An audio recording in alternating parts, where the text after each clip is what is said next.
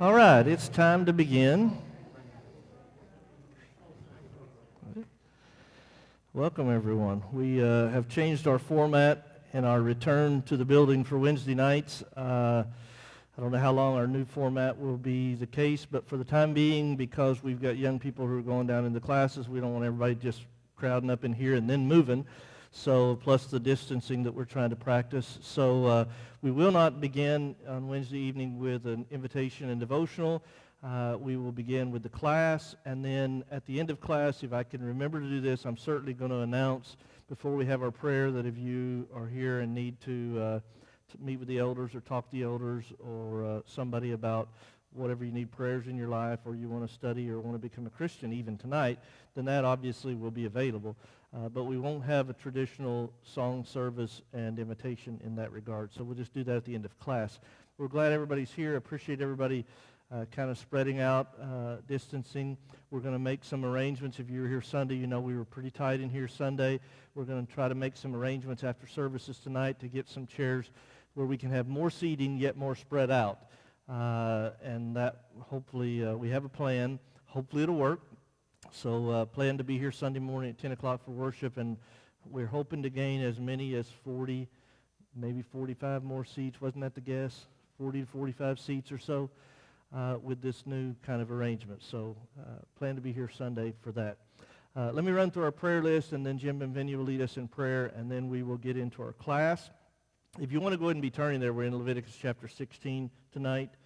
Leviticus 16. Let me do the prayer list, and then Jim will lead us in our prayer. If you had the bulletin, there have been a little bit of additions. We want to remember Marty Viverka's daughter, Brittany, who has been diagnosed with cancer. I don't know at this time what kind of treatment she is going to have, but she will be having to have some kind of treatments for that. Joanne Carter, that's Emily's grandmother, recovering from surgery. Rita Battle is having tests. She's had some of them come back, but she's got to have some more tests coming up. Margaret McCarthy continues to be under nursing care at home. Pete Whitley, Emily's grandfather, recovering from heart surgery. Tanya Farron, dealing with testing. Jean Barnes is going through cancer treatments. And if you received the email from me yesterday, I believe it was, Sheena Sink had some tests, and they have discovered that she had a small stroke sometime in her past. They don't know when that was, but due to the fact that she's advancing in her pregnancy, that complicates treatments, medications, and things like that. And so they're going to have to do some more testing to determine how to help Sheena and most safely protect the baby as well. So certainly keep Kyle and Sheena and the baby in your prayers. Yes. Oh, yeah, I don't want to do that. That's good. We're live streaming. This is all live stream. They're fixing the microphone, and the sound's bad. Maybe that is it. I don't know. Maybe we'll adjust it later. We've been out here 6 months on Wednesday nights, so things are going to go a little bit challenging for a little while. I'm not even sure where to stand or how to stand. It's been so long. We've been recording in a green room down there. If you don't know what that, it looks like when you've been watching, we're in a living room. We're in the smallest classroom with a green sheet behind our back so that Rich can project that living room. So, and it's got two big lights, and it's like 150 degrees in there. So this is much better. Okay, anybody else for the prayer list? Okay, Jim, if you'll lead us in prayer, we'll get started.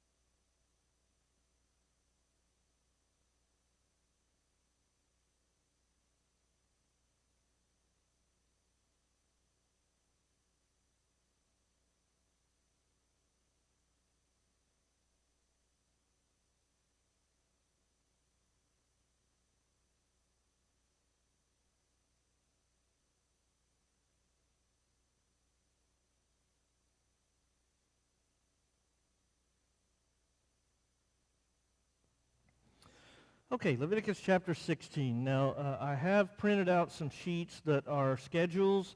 They are obviously hopeful schedules, assuming that we stay the way that we are. Greg has sanitized his hands so that he can hand those out to you without you being afraid of him touching them. So if you want one, just take the one that he hands you. Don't pass it down or whatever. He'll try to hand them out safely, and so nobody has to worry. And you'll actually have the schedule that I'm hopeful to be following as we continue forward. But tonight we're in Leviticus chapter 16. If you've already turned there, Leviticus chapter 16. I don't know who all has been keeping track of the classes as we have recorded them online. Maybe everybody has, but I to be as cautious as I possibly can, I'm going to spend a good deal of time doing some review. Because if you've been in this class before, you know one of the important things about it is to carry on this timeline so that you keep going with what's happening in a successive way so that as you move forward, everything continues to fit together. Instead of just, studying an account here and then jumping over and studying something here very disconnected, you keep them in their timeline, and what ends up happening is things make more sense, or at least there are things that maybe you would miss otherwise that become quite a bit clearer. So let me review a little bit, and I won't go all the way back to the beginning, but I do want to start with Moses is 80 years old, and he is in the wilderness. He's been out there 40 years. You know the events that led to him having to flee from Egypt. The Israelites have been in Egypt for generations, centuries even. They have been in Egypt, and they have become servants because the new Pharaoh had forgotten or just didn't acknowledge that Joseph had done anything good for the nation. So the descendants of Abraham are servants in Egypt.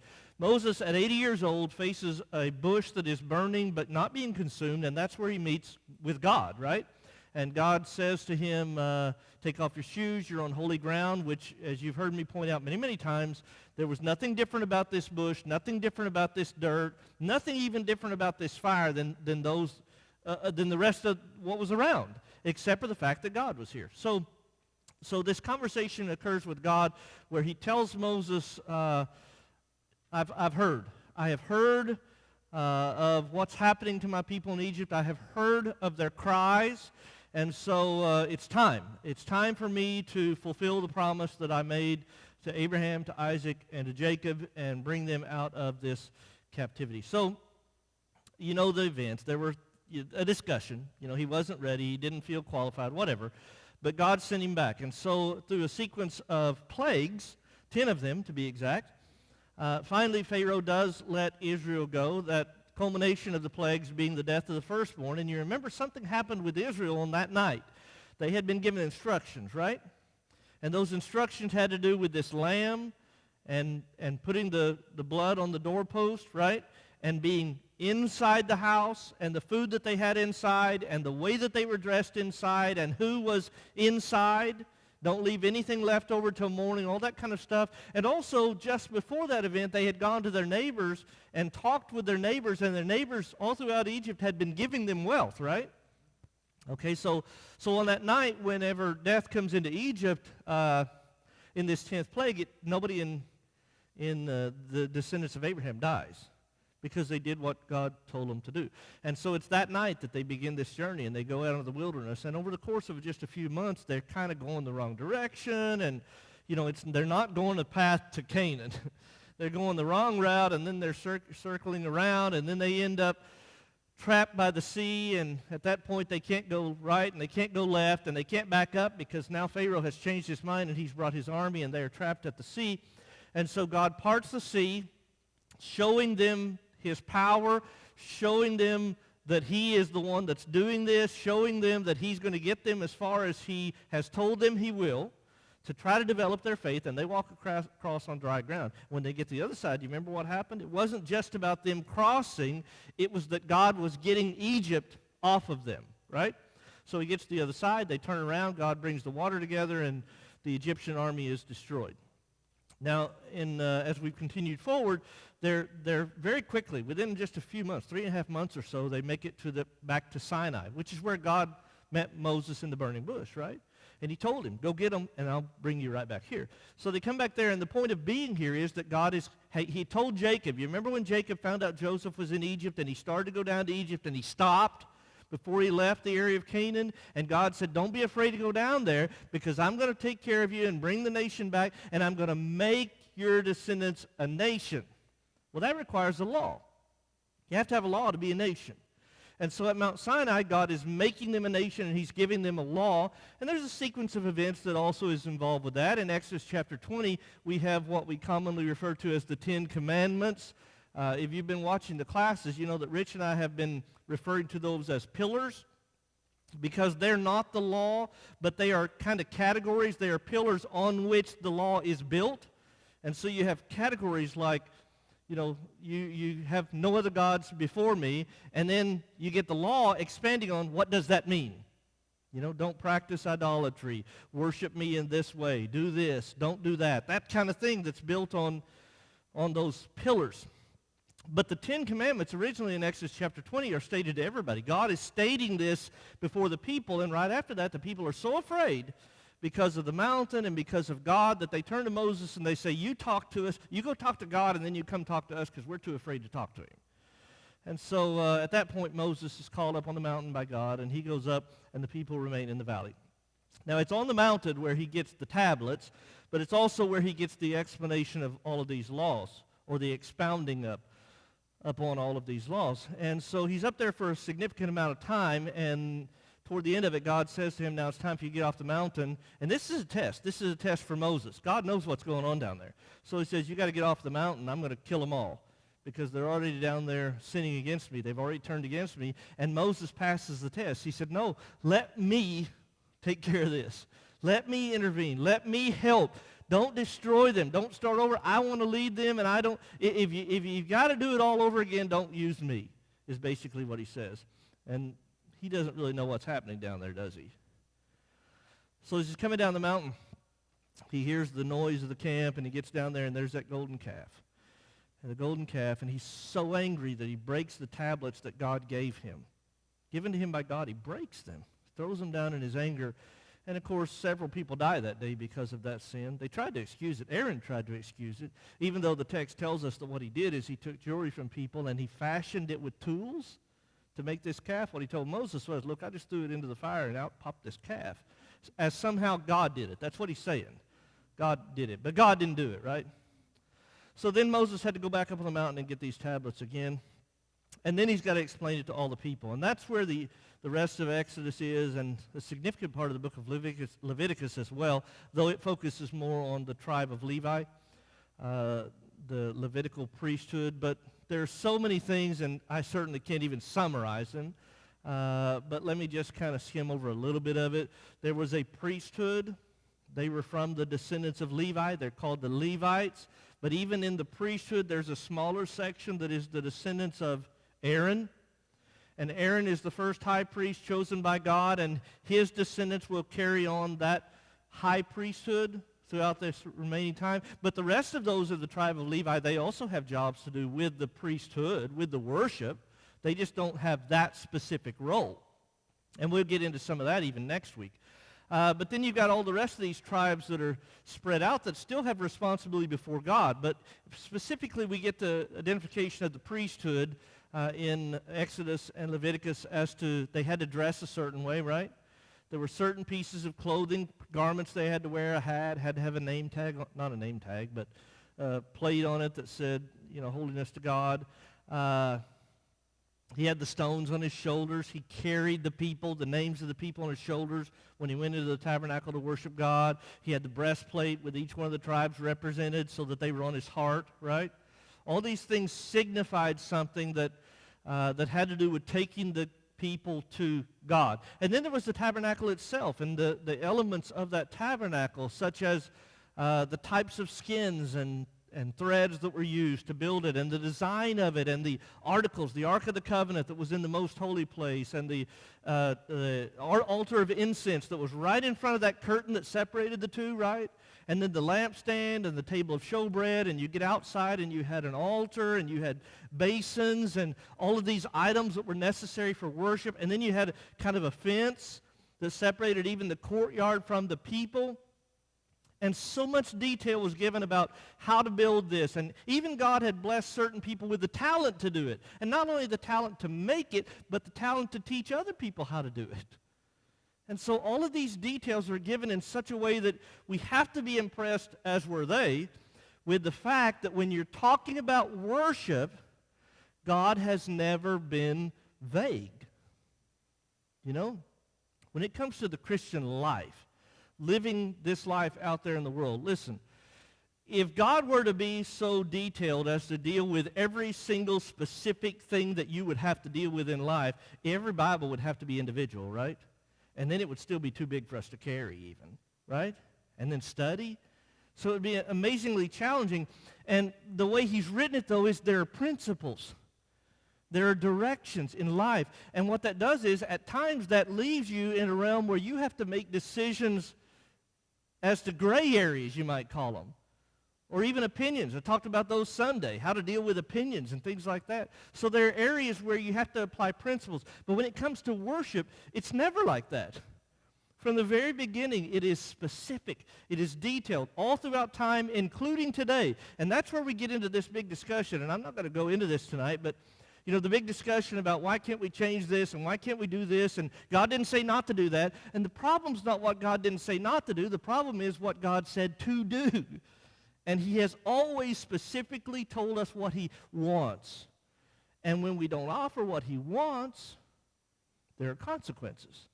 So when you get into Leviticus chapter 10, after going over the sacrifices, all the sacrifices and all the things that they have to do with that, we come up again with two names. And actually there were 4 sons of Aaron that were mentioned when all this started with the law, right? There were 4 sons, but 2 of them come up again in Leviticus chapter 10, and that's the names Nadab and Abihu.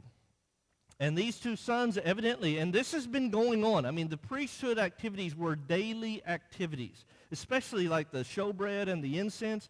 And by the way, even the incense, they had a specific recipe on how to make it, and they weren't supposed to even use that recipe anywhere else.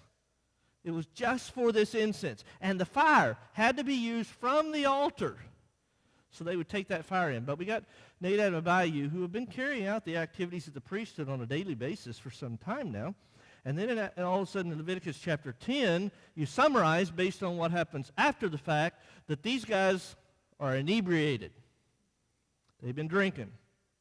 And the problem with that is when they go before God, what the drinking does is it makes it where you don't, here's what he says, you can't tell the difference between what's holy and unholy.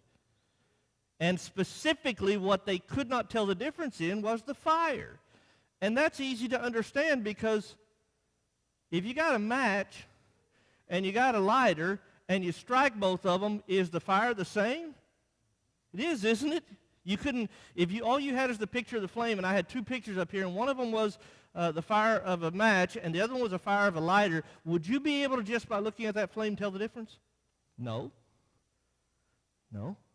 So the problem wasn't the flame itself. The problem was God told them where to get it, off of the altar, where the sacrifices go, where it has been set apart by God, where it has been sanctified by blood, and they didn't get the fire from there. And somebody said, where'd they get it from? And I don't know.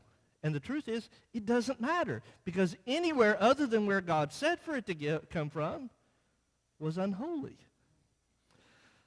So they're drinking, they're drunk, and they take a shortcut. That's what they do. They take a shortcut, and they offer fire on the altar of incense. I don't know what the discussion was. Maybe one of them said, go get the fire, and the other one said, I'm tired. It's been a long day.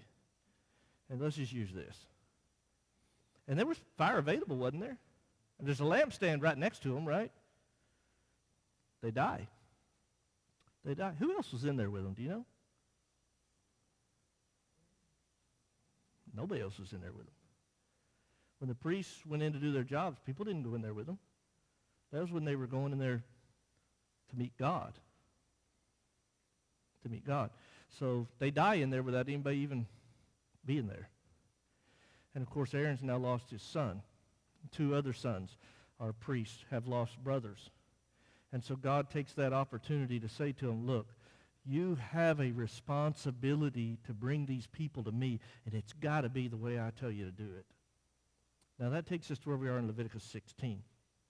Because what God is emphasizing here in Leviticus chapter 16 is, again, the details.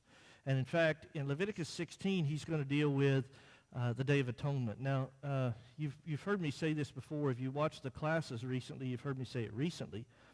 But when we went through all of those details about building all of those items and building that tabernacle and everything, one of the things I pointed out, because this is significant to me, I don't know that it matters to you or not, but it does matter to me. It matters to me that Moses, as the leader of God's people, and as the man who has been up on this mountain with God, who has seen some kind of a manifestation of God, right? That did happen. And yet when that ark is constructed and put inside the most holy place of the tabernacle, he didn't ever see it again. And I know that for two reasons. One is because he was not the high priest, so he couldn't go into the most holy place. And the second reason is because I know that when God gives them instructions on how to break down this stuff so they can travel, the first thing that has to happen is the high priest has to go in and put a garment over the ark so that nobody can see it, and then put the poles in so that somebody can carry it. So there's nobody else in here. And the reason that's significant to me is this. There's a principle, and I think that we have lost this principle in the religious world, and I'm not sure if in my lifetime we've ever really had it, at least not in general, in the religious world in general.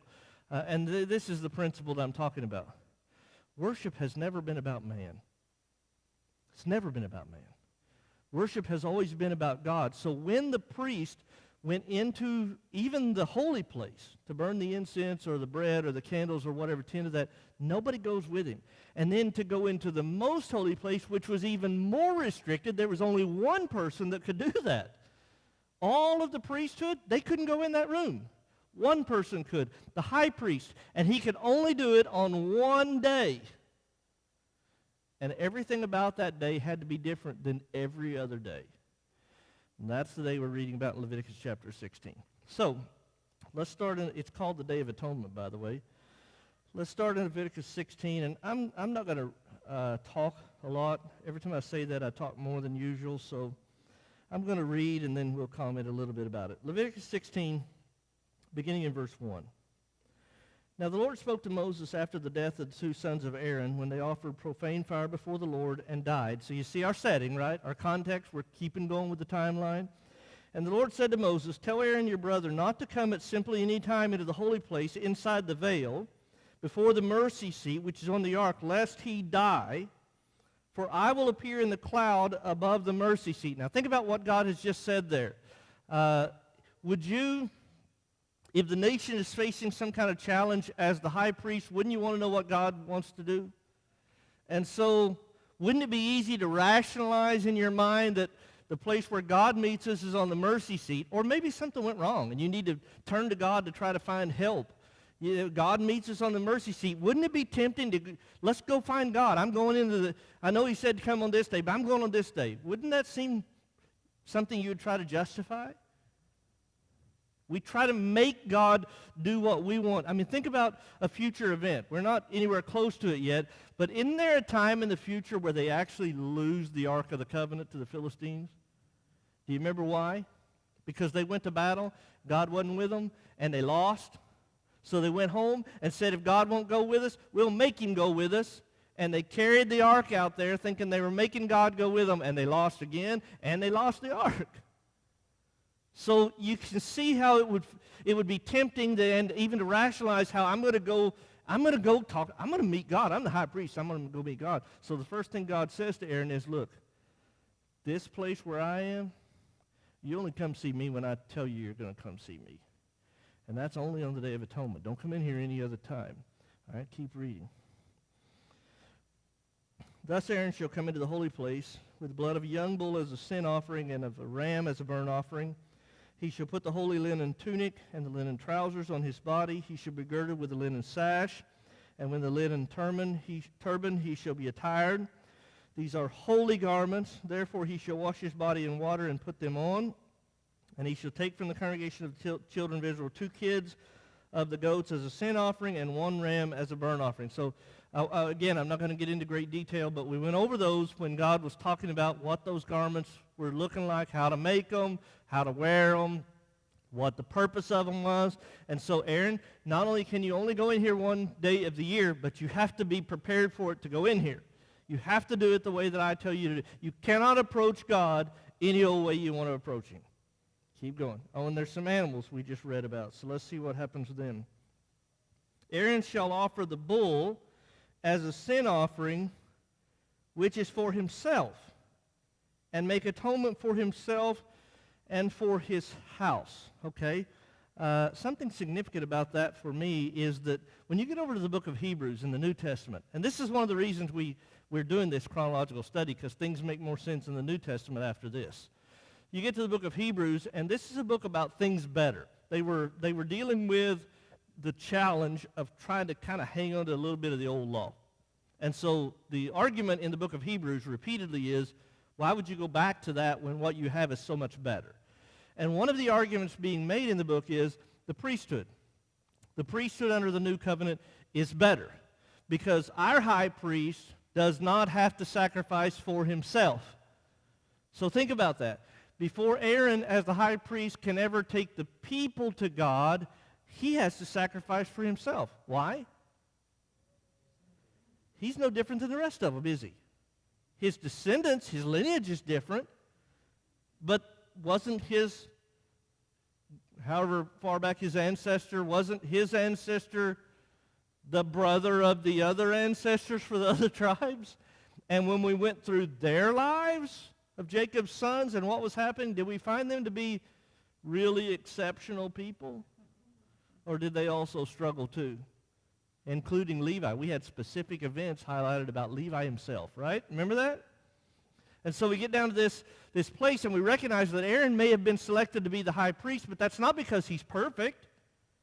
And before he can ever go to God for the people, he has to sacrifice for himself first. So the first sacrifice is for himself and his family. And his family had already failed. 2 sons had already died, right? He shall take the 2 goats and present them before the Lord at the door of the tabernacle of meeting. And Aaron shall cast lots for the 2 goats, 1 lot for the Lord, and the other lot for the scapegoat.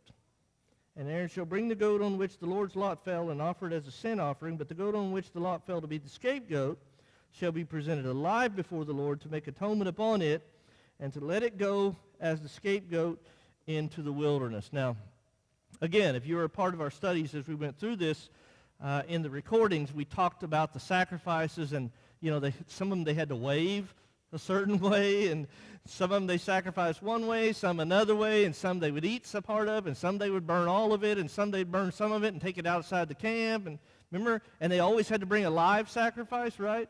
It was always killed at the tabernacle, the door of the tabernacle, and then sacrificed. So he's got this bull here, and he's got 2 goats, and he brings the goats to the door of the tabernacle, and he casts lots. And you've heard me say, I don't know what that means. Nobody really does. What we do know is in some way it was a way in which they determined what God's direction was. And so they would cast lots on these goats, and one of them would be chosen to be the sacrifice, and one of them would be chosen to be the scapegoat. Now, you may have used that term your whole life and never knew where it came from. This is where it came from. Here's what the scapegoat's job was. You may think, well, that's a lucky goat, right? Because you got 2 of them there, and one of them's going to die. So we got this bad luck goat that's going to die on a sacrifice, but at least the good luck goat is going to live. Well, here's what happened to the good luck goat. He had the priest lay hands on his head, and there's a ceremony for all this. And then he had a guy come in, and that guy roped that goat, if that's the proper way to say that, tied him up, and led him out into the farthest part of the wilderness and sent him away in the wilderness to die. And it was symbolic of something. Do you remember what it was? What is a scapegoat in today's usage? Somebody that takes a fall for somebody else, right? Somebody that takes the blame for somebody else. Sometimes it's something that is projected upon them. Somebody does something wrong, and to get out of it, they project onto somebody else, and they take the fall for it. Sometimes it's somebody that steps up and says, I'll take the fall. They volunteer for it. This goat took the fall, and God selected it. God selected the goat, and the priest, we'll read in a minute, had to confess the sins of the people and of his own household. Can you imagine Aaron confessing the sins of his sons, who went in and offered that strange fire before God to the head of this goat, and then to lead the goat out, symbolically taking the sins outside of the camp, out into the wilderness where they would never be seen again. But here's a problem. They had to do that every year. They had to do it every year on the Day of Atonement, so they weren't really gone, were they? It was symbolic because it was pointing to one who would be there are so many names. I could probably do, years worth of sermons just on the different designations of the roles of Jesus. He is the Passover lamb, right? He's also the scapegoat because he doesn't carry his own guilt. Did the goat carry the guilt of the people? Did he literally carry the guilt of the people? Did he carry any of his own guilt? It's symbolic. Jesus, on the other hand, though he didn't carry any of his own guilt, he did literally carry the guilt of the people. And he went outside the walls of the city, and that's where he died with those sins. So you see the symbolism developing here? So they have these two goats, and one of them's going to be a sacrifice, and one's going to go out in the wilderness. Verse 11, Aaron shall bring the bull of the sin offering, which is for himself, and make atonement for himself and for his house. He shall kill the bull as the sin offering, which is for himself. And he shall take a censer full of burning coals of fire from the altar. Wait, do you hear that? Where'd the fire come from? Okay.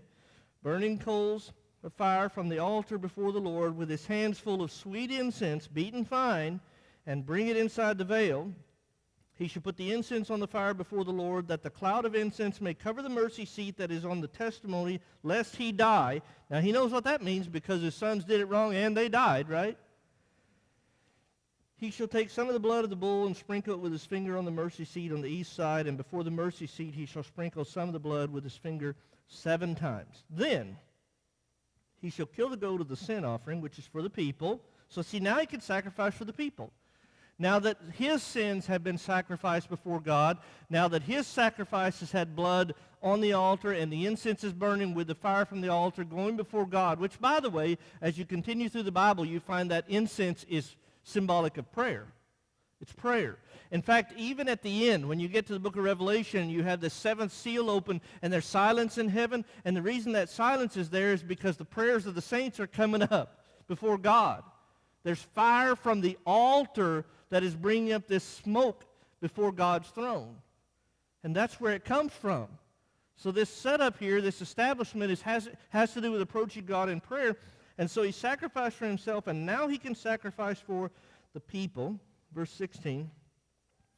So he shall make atonement for the holy place because of the uncleanness of the children of Israel and because of their transgressions for all their sins. And so he shall do for the tabernacle of meeting, which remains among them in the midst of their uncleanness. So the tabernacle is actually, what's the word I'm looking for? I don't know what word I'm looking for. It's messed up. It's impure. The tabernacle is impure, but it's an inanimate object. So how can it be impure? There's a principle. You get over to the New Testament, Jesus having a discussion with a woman at a well from Samaria. And in that discussion, she kind of challenges him. And she says, our fathers say we should worship over in this mountain. It was Mount Gerizim. That's where the Samaritans said they should worship. But your people say we should worship in Jerusalem. Which one is right? And Jesus says, the time is coming, and now is, when they that worship the Father shall worship him in spirit and truth. Right? God is spirit. God is spirit. So what he was saying is, under the old law, location mattered. Under the new law, it doesn't. And there's a principle that's established. There's actually a contrast made in that discussion and in his teaching there, and the contrast is between old and new. Not between attitude and of your heart and actions, though those are necessary. It's a contrast between old and new. And in that contrast, he's talking about the fact that under the Old Testament, there were these literal physical things that were involved in the worship to God that under the New Covenant are spiritual. There was a real physical tabernacle, wasn't there? And temple, wasn't there? But what is the temple or tabernacle of God today? We are. Christians are. The church, collectively as Christians, is. So it's not a physical structure. This is not a holy building. It is a holy building in that we are people, individuals, who are collectively the church of Christ, right? Okay, so, but here's a question. Who built the first tabernacle? Who built it? Yeah, the people did. I wasn't trying to get you to figure out what those names were. I know I read them a few weeks ago. No, the people built it, right? God gave them instructions, but they built it. Who built the church? In Matthew 16, when Jesus asked them, who does people say that I am? And Peter said, you're the Christ. What did he say? Upon this rock, I will build my church. He built it, didn't he? All right, and that principle is true on all the other things too. Who sacrificed the animals under the old law? Man did. Who sacrificed Jesus? God did. See the difference? It was a physical aspect of worship under the Old Testament because they needed to learn something. We needed to learn something, but the New Testament is different. It's spiritual elements, spiritual sacrifices, spiritual worship. And so this tabernacle, though it is separated as holy before God and God is meeting them, it still was built by man. And so it still has to be cleansed by blood. Physical blood. What about the new covenant? Have you ever physically contacted the blood of Jesus? It happens, though, when you're immersed in water, doesn't it? But who does it? God does. All right, let's keep reading. I told you I wouldn't talk too much. All right, where are we? About verse 20. And when he had made an end of atoning for the holy place, the tabernacle of meeting, and the altar, he shall bring the live goat, and Aaron shall lay both his hands on the head of the live goat, confess over it all the iniquities of the children of Israel and all their transgressions concerning all their sins, putting them on the head of the goat, and shall send it away in the wilderness by the hand of a suitable man. The goat shall bear on itself all their iniquities to an uninhabited land, and he shall release the goat in the wilderness. Then Aaron shall come into the tabernacle of meeting, shall take off the linen garments which he put on when he went into the holy place, and shall leave them there. And he shall wash his body with water in the holy place, put on his garments, come out, and offer his burnt offering and the burnt offering of the people, and make atonement for himself and for the people. The fat of the sin offering he shall burn on the altar. We'll stop there just very quickly. Even the clothes that he wears in the most holy place, he's got to leave inside the tabernacle. And he has to clean himself and then put on his other priestly garments before he can go back out. And that's because they had been with God. It's all changed now. It's all been separated because it's been with God. Okay, now this guy, verse 26. I was supposed to quit at 7:45, so I've got to be quick. He who released the goat as the scapegoat shall wash his clothes and bathe his body in water, and afterward he may come into the camp. The bull for the sin offering and the goat for the sin offering, whose blood was brought in to make atonement in the holy place, shall be carried outside the camp, and they shall burn in the fire of their skins, their flesh, and their offal. He who burns them shall wash his clothes and bathe his body in water, and afterward he may come into the camp. So the guy who took the scapegoat out, symbolically he's now been contaminated. So he's got to change his clothes and wash himself before he can come back among the people. And the guy who carried the sacrifice out to be burned outside the camp, he's got to do the same thing, right? All of it's about God's holiness. Keep going. This shall be a statute forever for you. In the 7th month, on the 10th day of the month, you shall afflict your souls. You know what that actually means? Does anybody have a footnote to say what that means? Humble. You shall humble yourselves. Can you be humbled? Anybody here ever played sports? Mike played sports, I know that. Rumors are he was pretty good. At least that's what he says. Okay, but here's the thing. No matter how good you are and no matter how hard you work, there are times that it does not go the way you practiced for it to go, right? And what happens is somebody or something humbled you, right? Okay. Can you humble yourself? Is there a difference? There is a difference. If somebody else humbled me, then it was something that was beyond my control. If I, on the other hand, humble myself, that's not based on what happened to me or what I have done. It's a choice I've made about who I'm going to be. And so God says for this Day of Atonement to make, you cannot come before me. Aaron's sons, Nadab and Abihu, God humbled them, right? And he humbled the people at the same time. But when the high priest goes into the most holy place, and the people also on this Day of Atonement, they've got to choose to do this themselves. You know why baptism is the final step in the plan of salvation in becoming a Christian? You know why? Because it takes humility to do it. And you cannot be forced into it. You cannot be humbled into being baptized. Can somebody force you to be dunked? Yes. But that's not baptism. Baptism is when you as a penitent sinner have confessed who Jesus is and who you are, and you have willingly died to self, humbled self, and been immersed in water. That makes no sense without God. You have to humble yourself. All of this is coming from these Old Testament accounts. Isn't that amazing? Keep going. For in this, verse 30, for on this day the priest shall make atonement for you to cleanse you, that you may be clean from all your sins before the Lord. It is a Sabbath of solemn rest for you, and you shall afflict your souls. It's a statute forever, and the priest who is anointed and consecrated to minister as priest in his father's place shall make atonement and put on the linen clothes, the holy garments, and he shall make atonement for the holy sanctuary, and he shall make atonement for the tabernacle of meeting and for the altar, and he shall make atonement for the priests and for all the people of the congregation. This shall be an everlasting statute for you to make atonement for the children of Israel for all their sins once a year. And he did as the Lord commanded Moses. So they're going to carry this every single year if they're going to be right with God until it's fulfilled. They messed up. They messed up. They got forms and rituals. They messed up purposes, and it got all out of whack. And by the time Jesus shows up, there's a lot of things out of whack, right? But when it started, the text tells us, just like it said about Noah and just like it said about Moses, it now says about Aaron. Aaron did exactly what God told him to do. Well, you'd learn that when your sons went in there and did it another way and died, wouldn't you? Okay. I'll state what I said at the beginning. We're going to close with a prayer. We will be here again Sunday morning for worship. We hope that you will be here as well.